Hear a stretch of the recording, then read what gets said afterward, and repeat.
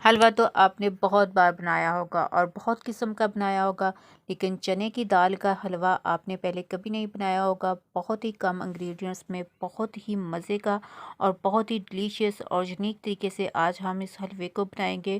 اس کو بنانا بہت ہی آسان ہے اور بہت ہی ایزی سی ریسپی ہے۔ اگر آپ میرے چینل پہ نیو ہے تو چینل کو سبسکرائب کیجیے گا، لائک کیجیے گا اور بیل نوٹیفیکیشن لاسٹ میں آن کیا کریں تاکہ ہر نئے آنے والی ویڈیو کا نوٹیفیکیشن آپ لوگوں کو مل سکے۔ اور اس دال سے ہی ہم لڈو بھی بنائیں گے۔ اگر بچے حلوہ نہیں کھاتے تو آپ ان کو یہ لڈو بنا کر بھی دے سکتے ہیں۔ بسم اللہ الرحمن الرحیم۔ السلام علیکم۔ آج ہم بنانے جا رہے ہیں دال کا حلوہ۔ تو اس کے لیے یہاں پہ میں نے 1 کپ دال لی تھی اور اس کو میں نے رات بھر بھگو کر رکھ دیا تھا۔ آپ لوگ دیکھ سکتے ہیں دال جو ہے اوور نائٹ میں نے بھگو کر رکھی تھی اور اس طرح سے یہ دال جو ہے وہ پھول کر بڑی سائز میں ہو گئی ہے۔ تو اب ہم اس میں تھوڑا سا پانی ایڈ کر کے اس کو بلینڈر میں بلینڈ کر لیں گے اور اس کا ہم پیسٹ ریڈی کر لیں گے۔ بلینڈر میں تھوڑا سا پانی ایڈ کر کے میں نے اس کا پیسٹ جو ہے وہ اس طرح سے ریڈی کر لیا ہے۔ اگر آپ اس کو بلینڈر میں ایڈ نہیں کرنا چاہتے تو پھر آپ اس کو سل وٹے پہ یا پھر کنڈی ڈنڈے میں بھی آپ اس کا پیسٹ جو ہے وہ ریڈی کر سکتے ہیں۔ تو یہاں پہ میں نے پین لیا ہے اور اس میں ہم ایڈ کریں گے 1 ٹیبل اسپون دیسی گھی۔ اگر آپ کے پاس دیسی گھی نہیں ہے تو آپ اس کی جگہ آئل بھی یوز کر سکتے ہیں، اور اگر آپ کے پاس جو بھی گھی ہو وہ آپ یوز کر سکتے ہیں۔ جیسے ہی گھی ہمارا میلٹ ہو جائے گا تو ہم اس میں ایڈ کر دیں گے کٹنگ کیے ہوئے بادام، اور یہاں پہ ہم فلیم کو بالکل لو کر کے ان کو ہلکا سا روسٹ کریں گے۔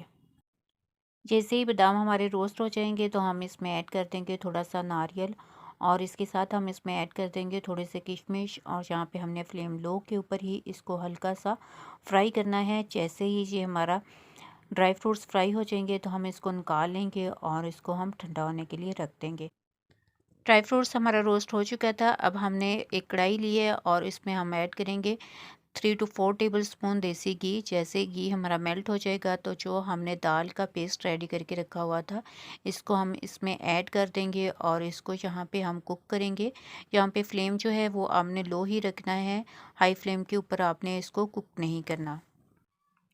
دال کو کوک کرتے وقت آپ نے ایک تو فلیم جو ہے اس کو لو رکھنا ہے اور دوسرا اس میں مسلسل چمچ چلاتے رہنا ہے۔ جیسے جیسے یہ کوک ہوگی تھوڑی سی تھک ہوتی جائے گی اور ہیوی ہوتی جائے گی۔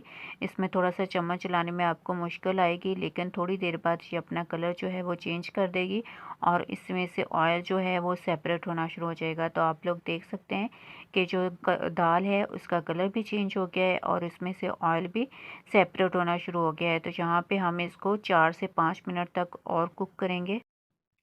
5 سے 10 منٹ تک ہم نے اس کو لو فلیم کے اوپر کوک کیا ہے اور اس کا آئل سیپریٹ ہونا شروع ہو گیا تھا۔